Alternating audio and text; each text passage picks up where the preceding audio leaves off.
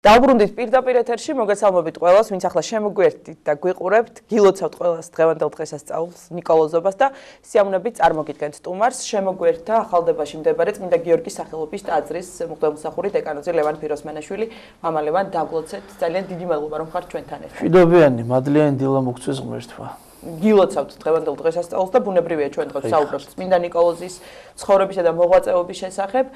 თავიდან ალბათ საინტერესო იქნება რომ გავახსენოთ მაყურებელს, შეგვახსენოთ ზოგადად წმინდა ნიკოლოზის ბიოგრაფიული შტრიხები, ჩვენ ვიცით რომ ის გამორჩეული იყო ჩვილობიდან, აღასრულებდა სასწაულებს და ჩვილობაში დედის რძესაც არ იღებდა ოთხშაბათს და პარასკევს, ანუ მარხულობდა. აი რომ შეგვახსენოთ და უკვე შემდეგ გადავიდეთ სხვა თემებზე.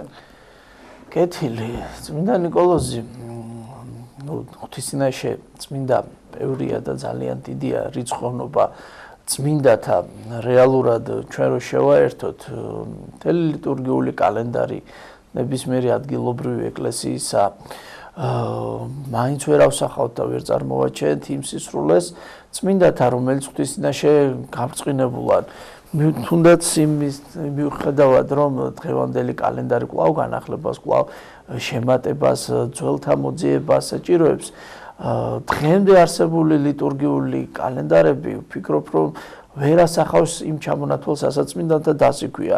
ევსავი კესარიელი ესეც საინტერესო სიტყვებს ამბობს რომ როდესაც ხდებოდა მარტვილობა ის უდიდესი მარტვილობა დიოკლეტიანეს დროს სწორედ აი მეოთხე საუკუნის გარიჟრეზე იმდენად დიდი იყო რიცხოვნება აღსარებელთა და მოწამეთაო რომ არავინ რჩებოდაო აღწერელიო მე ჩემი თვალით ხედავდიო რკინა როგორ ცვდებოდაო ბლაგდებოდაო და ტყდებოდაო ქრისტიანთა თავის კვეთის შედეგათო და ხელი როგორ ეღლებოდათო ჯალათებსო და ჩემი დიდი მცდელობის მიუხედავათო ვერ მოვასწარ და ვერ აღწერე ყოველი წმინდანიო ვინც იყვნენო მართლაც რიცხვები ძალიან დიდი არის და ხშირად ჩამონათვალში ჩვენ გვხვდება ასეთი რამ რომ 20,000 ნიკომედიას წამებული 100,000 ხვარაზმელთაგან წამებული 6,000 აქა და იქ წამებულნი მრავალი შეიძლება ასეთი რიცხვები მაგრამ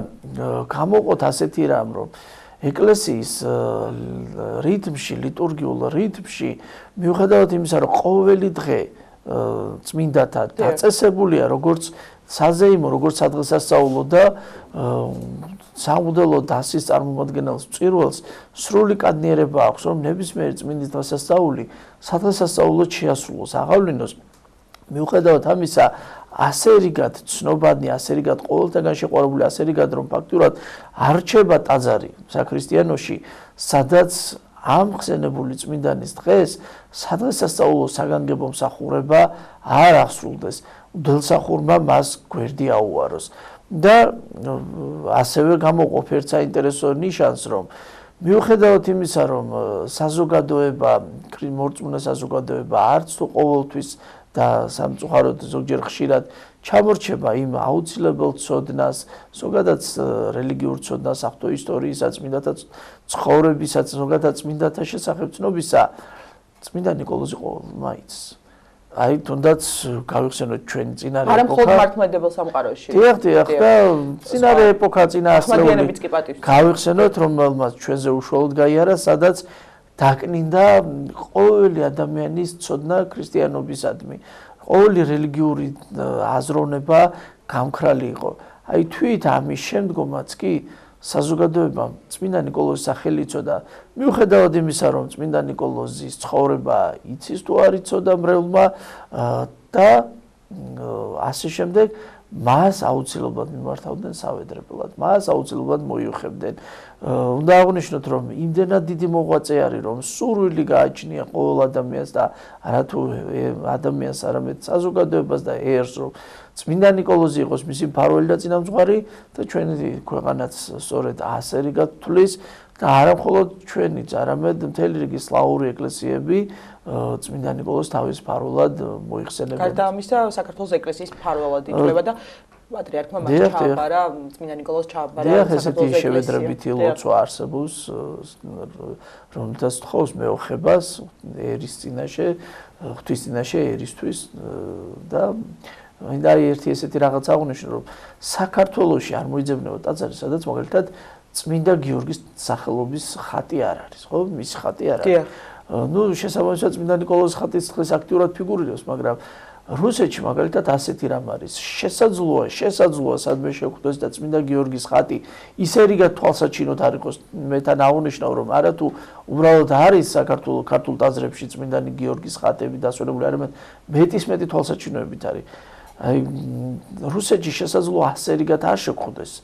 მაგრამ აუცილებლად დახვდება წმინდა ნიკოლოზი, რომელსაც დასვენებენ. მაგრამ მთელი მსოფლიო საქრისტიანოს სანუკვარი წმინდანი არის. დიახ, ვინაიდან თქვენ ახსენეთ ხატები და ზოგადად იკონოგრაფიაში როგორ არის გამოსახული წმინდა ნიკოლოზი, გამახსენდა ერთ-ერთი ბერძნული ფრესკა, არ ვიცი თქვენს გაგახსენდებათ თუ არა, სადაც წმინდა ნიკოლოზი ოდნავ სხვა წმინდანებთან ერთად დგას, გადმოწეულია ოდნავ მიწისკენ და თითქოს ყური აქვს მიპყრობილი ადამიანებისკენ. ანუ ჩვენ ვიცით, რომ სწრაფშემსმენელი არის წმინდა ნიკოლოზი და ძალიან მალე გვისრულებს ჩვენ სათხოვარს. აი ამაზე ამ კონტექსტში რა შეგიძლიათ რომ გითხრათ?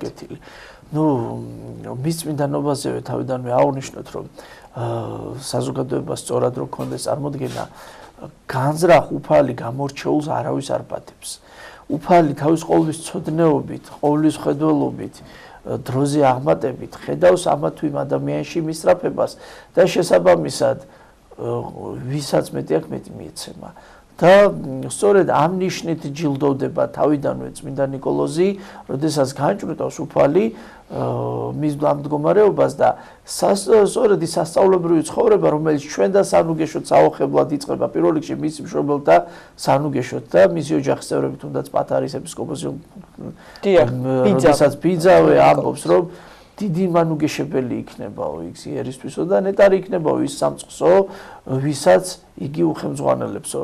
მართლაც ეს მისი შინაგანი სწრაფვა იყო მიზეზი, რომელმაც განაპირობა უფლისგან ასერიგად დაჯილდოება და როდესაც ჩვენ საუბრობთ მის სასწაულებრივ შობაზე და სასწაულებრივ პირველივე ნაბიჯებზე, თუნდაც ნათლობასთან დაკავშირებულ საკითხზე, დედის რძესთან დაკვების დაკავშირებულ საკითხზე, ეს ამ შემთხვევაში უფალმა გამოაჩინა ჩვენ და სანუგეშებლად, რომ მალევე ქონოდა იმედი მოლოდინი ძალიან დიდი შემწესა, რომ ჩვენ გვერდით ძალიან დიდი შემწე იდგა, თორე ეს იმას არ ნიშნავს, რომ თქვათ დაბადების გამო ვინმეს უპირობოთ რაიმე მიენიჭა და ადამიანს არ შეუძლია ის არბელი და გზა გაიაროს სიწმინდისა, რომელთაც თავადაც იქნება მის დარა შემწე. ნუ კითხვაზე პასუხი რომ გავცე, ესე იგი უდიდესი მეოხი, რომელმაც მოიარა უამრავი სასწაულები. არათუ მას მიწიერ ცხოვრებაში, არამედ შემდგომადაც, როდესაც ზეციურ დიდებაში გადაინაცვლა და აქ მე მინდა აღნიშნო, რომ მიწიერ ცხოვრებაში, რატომ დღეს ასწავლობთ გარდაცვალების დღეს, მიწიერ ცხოვრებაში თავისი გარკვეული ფიზიკური უძლურებებით, ალწუთი სოფლისეული ვითარებით ქმედებანი შეზღუდულნია, როდესაც ასეთი ღვთის მსახური წარსდგება ღვთის წინაშე, იგი მადლით ყოველთვის აღსვებული ხდება. მას უკვე ვეღარა ბარიერი ვერ აკნინებს და ამ შემთხვევაში უფრო მეტად შემწე არის. შეერთება ხდება მისი ღმერთთან და კიდევ უფრო მეტად შემწე არის ჩვენი.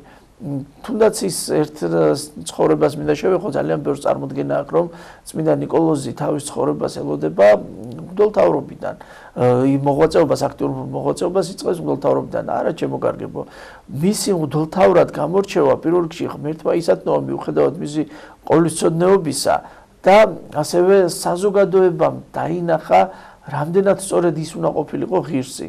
და ის ცნობილი სასწაული მოწყალედ მოკიდებული, როდესაც ფარულად სამგზის ფულადად დაეხმარება იმ გაჭირებულ ოჯახს, რომლის მამასაც, ოჯახის უფროსაც ძალიან ცუდი, უგუნური ნაბიჯი ჰქონდა ჩაფიქრებული, აი სწორედ იქ იმ დროს ჯერ სულ ახალ ხელდასხმული მღვდელმსახური იყო და ფარულად აღასრულებდა უკვე ჯერ კიდევ ახალგაზრდა იყო წმინდა ნიკოლოზი ამ დროს, როდესაც ასეთ სასწაულებს იწყებს.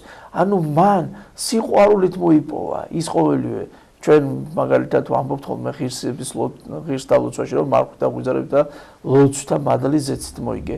სწორედ ეს მდგომარეობა იყო. წმინდა ნიკოლოზი არა მხოლოდ როგორც მღვდელმთავრად წარმოჩინდება და განსხვავდება საინტერესო ერთი ნიშნით სხვა მღვდელმთავრთა დასიდან, არა წარმოჩინდება იგი როგორც ღირსი მამა, ასეთი მოყვა მეუდაბნეული სულისკვეთების მქონე იყო, ასეთივე განზრახვა ჰქონდა მას, თუმცა საფრთხო ბრძანებამ და საფრთხო განჩინებამ სწორედ იგი ერთა წინაშე წარადგინა, თორემ შინაგანი მისი მისწრაფება მეუდაბნოებრივი იყო და მას სწორედ შინაგანი მღვიძარებით, ლოცვით, მარხვით და ღვთისა და ადამიანთა უდიდესი სიყვარულით მოიპოვეს ხოლმე. ეს ისე უბრალოდ მოძებულობა არ ხდება.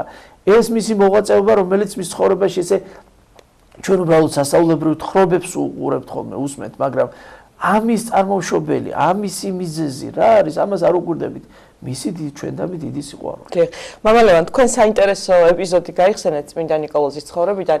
სამთა ქალწულთა უბიწოდ მაქორწინებელი ასე ვკითხულობთ ჩვენ წმინდა ნიკოლოზის დაუჯდომელში და ეს არის ისტორია, რომელიც მის მოწყალებას ეხება და ამ ხრივ გამორჩეული იყო წმინდა ნიკოლოზი, ჩვენ ვიცით. აქედან გამომდინარე ხომ არ არის, რომ დღეს დასაუჯახებელი ადამიანები წმინდა ნიკოლოზს ევედრებიან, რომ იპოვონ მათ თავიანთი მეორე ნახევარი. არა თუ მხოლოდ ეს მიზეზი, არამედ არ არსება, არ რჩება პროფილი, არ რჩება ვითარება, არ რჩება ემოცია, რომელთაც ადამიანები წმინდა ნიკოლოზს არ მიმართავენ. თუნდაც ტყვეობაში მყოფნი, თუნდაც მოგზაურობაში მყოფნი, მეზღვაურნი უშუალოდ თავის ფარულად თვლიან. უამრავი ადამიანი შეიძლება ჩამოთვალოთ თვის სწავლეს მოწყურებულნი. ერთი საინტერესო რამ უნდა აღვნიშნო, წმინდა ნიკოლოზის ჩვენ არანაირი მემკვიდრეობა არ დაგვჭა, ეკლესიის ისტორია არ იცნობს იმას, რომ წმინდა ნიკოლოზმა რაიმე წერილობითი სწავლა მოძღვრებითი დაგვიტოვა. აი გამოყოფ ერთ საინტერესო თვისებას, რომ ჩვენ მაგალითად ვიცით, ასევე სასწაულმოქმედი იყო, მაგრამ როგორც განმანათლებელი ასე ვიცით ბასილი დიდი. იგივე გრიგოლ ღვთისმეტყველზე ვთქვათ. იოანე ოქროპირის ცხოვრებაშიც იყო სასწაულმოქმედების პროცესები, მაგრამ როგორც განმანათლებელი ვიცით.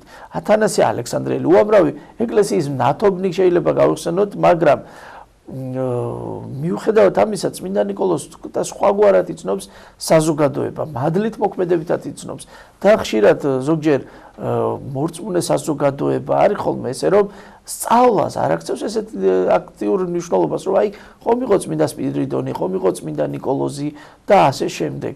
და ისინი თვლიან, რომ მოღვაწეებითი მხარე საკმარისია და მცოდნეობითი ნაწილი შესაძლოა საერთოდ იგნორირებული იყოს, არათუ პასიური. მე ასეთ პასუხს გავცემ, რომ წმინდა ნიკოლოზის ცხოვრებაში საინტერესო რამ არის, რომ მშობლები მის აღზრდა განათლებას, რელიგიურ აღზრდა განათლებას ეწეოდნენ მთელი მის ცხოვრების სარბიელზე, სანამ მის გვერდით იდგნენ და ეს გამოიხატებოდა მოგზაურობის დროსაც. მათ ყოველივე ჩადეს და შეაყვარეს წმინდა წერილი და მის ცხოვრებაშივე ჩანს, რომ მას ძალიან დიდი საფრთხო განათლება ჰქონდა, ძალიან დიდი ცოდნა ჰქონდა.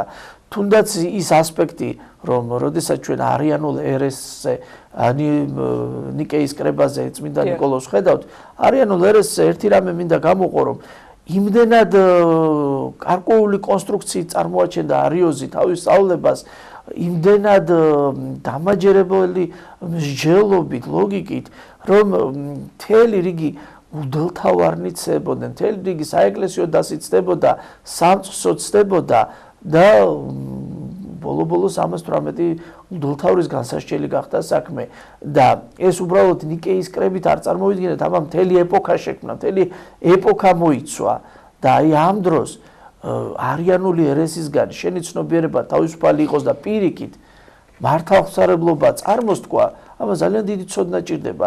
ესე უბრალოდ მე მრწამს, ესე ცნება არ არსებობს. საკუთარ რწმენას დაცვა უნდა, თორემ საკუთარი რწმენის არასათანადო ცნობით, არათუ არ ცოდნით, არასრულფასოვანი ცოდნით შეიძლება თავად აღმოჩნდე სხვა ერესის, ან იგივე ერესის წარმოქმნელი, გამეორებელი, უბრალოდ უნებლიეთ, მსურველი, როგორც მართალხსარებლობისა, მაგრამ უნებლიეთ და უცოდინრობით, ან არასათანადო ცოდნით აღმოჩნდა თავად ერეში.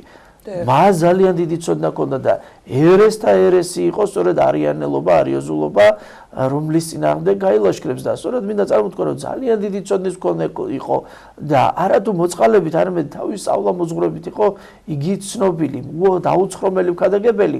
ოღონდ ერთი საინტერესო ნიშანი გამოიყოფა ისევ მის მოწყალებაში, რაც მოწყალებაში გამოიხატა მადლის ქმნა, ანუ მის სწავლებას ასახავდა ასევე მისი ცხოვრება და ქმედება, რომელთაც ასე დიდი სიყვარული დაიმსახურა. მამა ლევან, აი რაზეც ახლა თქვენ საუბრობთ, პირველი საეკლესიო კრება ნიკეაში გამართული, გადმოცემა არსებობს ასეთი, რომ წმინდა ნიკოლოზმა გამოიჩინა სიფიცხე, როდესაც მოუხდა მას არიოსთან დაპირისპირება.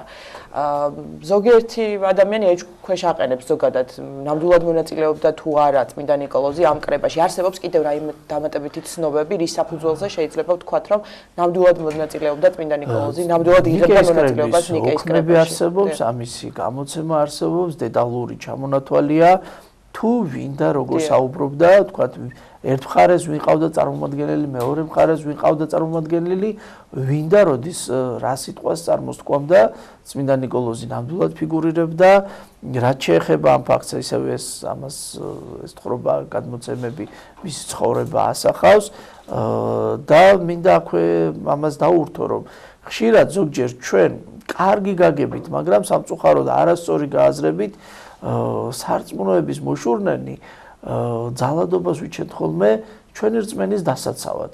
როდესაც ოპონენტის წინაშე რაიმე ძალისმიერ მეთოდს გამოხატავთ. არის ხოლმე სამწუხაროდ მორწმუნე საზოგადოების გარკვეული ნაწილი ზოგჯერ რაღაცა ამართლებს, რომ რწმენის დაცვისთვის თვით ძალადობაც კი გამართლებულია. ეს დაუშვებელია და მით უმეტეს დასესხება წმინდა ნიკოლოზის ცხოვრებიდან მეტად არამართებული არის. შევნიშნავ, რომ თუმცა პრინციპული პოზიცია ქონდა. ხო, ნუ ეს იყო ემოციური მდგომარეობა და ეს იყო ენით აუწერელი ღვთისგმობა, აქ საუბარი იყო, რომ მასებით სტუნდებოდნენ, ეპოქაც სტუნდებოდა ამ ერესის წარმოთქმისას და შესაბამისად მისი სწავლება დამაკნინებელი და შემაგინებელი იყო მაცხოვრისა და ღვთისმშობლისა და წმინდა ნიკოლოზმა ეს ემოციური ფონით აღასრულა, მაგრამ ზოგადად დამოკიდებულება გამართლებულია თუ არა ის ქმედება, ეკლესიამ გამოიჩინა სათანადო დამოკიდებულება და იგი განაკანონა იმ პერიოდში და ხაზგასმით აქვე აღნიშნავ, არათუ უფალმა ისათნოა მის მიერ გამოჩენილი ასეთი ქმედება, რომლის გამოც მას საფრთხო განცხადება დააბრუნებინა მღვდელმთავრობა, არამედ მისი მღვდელმთავრობა ისათნოა უფალმა და ღვთისმშობელმა, რომლითაც სახარების და ომოფორის გამოცდის ჩვენებით სამღვდელო დასი კვლავ აღადგეს იმ მდგომარეობაში. მისი მღვდელმთავრობა ისათნოა, მაგრამ ეს არ საუბრობს, რომ მისი ქმედება ამ შემთხვევაში გამართლებული იყო. ანუ მე საუბრობ, რომ მორწმუნე საზოგადოებას არ გვაქვს უფლება რწმენის დასაცავად სიტყვი ფიზიკური ძალა გამოვიყენოთ. ამას მაგალითი არის ის, როდესაც პავლე პეტრე მოციქული მახულს იხადის და უფალი პასუხს აძლევს, რომ განაარძალმით, რომ 12 ლეგიონი შევსთხოვო მამას ანგელოს და დასი, რომელიც წარმომივლინდეს და დამიცავს. მამა ლევან, როგორც არაერთხელ აღნიშნეთ, წმინდა ნიკოლოზი არის განსაკუთრებული მეოხი და მის მეოხებას ღვთის წინაშე ჩვენ ყოველდღიურად გრძნობთ ადამიანები. აი მის ტროპაში ასეთ რამეს ვკითხულობთ, რომელმან მოიპოვე სიმდაბლითა სიმაღლე და სიგლახაკითა სიმდიდრე. აი ეს გზავნილი, როგორ შეიძლება რომ დღეს ჩვენ გავიგოთ და როგორ უნდა აღვასრულოთ ჩვენს ცხოვრებაში და გავატაროთ ჩვენს ყოველდღიურობაში. კანონად სარწმუნოებისა, ხატად სიმშვიდისა. დამოძღვრად მარხვსა, ხო, შენ ქრისტემან, ხო? აი სწორედ სარწმუნოების დამცველი იყო, ხო? ამ შემთხვევაში პირველ რიგში ჩვენ სარწმუნოების დამცველი არა სხვათა წინაშე უნდა ვიყოთ, რომლითაც სიტყვის კანონებს ვიტყვით, არამედ თავად უნდა ვიყოთ უფლის ცნებათა აღმასრულებელი, საკუთარ თავში განმახორციელებელი და ამგვარად ვიქნებით ქადაგებელნი. შემდეგ საინტერესო სიტყვებია ხატად სიმშვიდისა, სიმშვიდით ამ ყოველივეს გამოხატველი და სიმშვიდით დამთმენელი იმ ადამიანთა უძლურებისა. ბევრი უსამართლობა ხდებოდა მის გარშემო, ბევრი დევნა ხდებოდა, მაგრამ სიმშვიდით უდგებოდა და სიმშვიდით განსწავლით და რაც შეეხება ხატად სიმშვიდისა, მოძღვრად მარხვისა, ხო? აი სწორედ მარხვამ ცნებათა დაცვა, სიყვარული და შინაგანი უპოვარების დაცვა მოგცვა სახეთ. აი ამგვარად ააშენა მან ის სიყვარული, ამგვარად მან მოიპოვა ის სახტო მადლი და ამად გვიჩვენა საინტერესო გზა, რომ არა უბრალოდ მეოხად წარმოსდგება ჩვენ წინაშე, არამედ გვაჩვენა ხატება, გვაჩვენა ცხოვრების გზა, ვით თავად გავხდებით ერთმანეთისთვის ამ მოგეშის მომცემელი. ძალიან დიდი მადლობა, მამა ლევან, დაგლოცეთ, გილოცოთ კიდევ ერთხელ დღევანდელ დღეს. შეგვეციოს დიდი მეოხი და დიდი. ამინ, ამინ. შევახსენოთ მაყურებელს, სტუდიაში საუბრობდა ახალდებაში მდებარე წმინდა გიორგის სახელობის ტაძრის მღვდელმსახური დეკანოზი ლევან ფიროსმანაშვილი. გრძელდება გადაცემა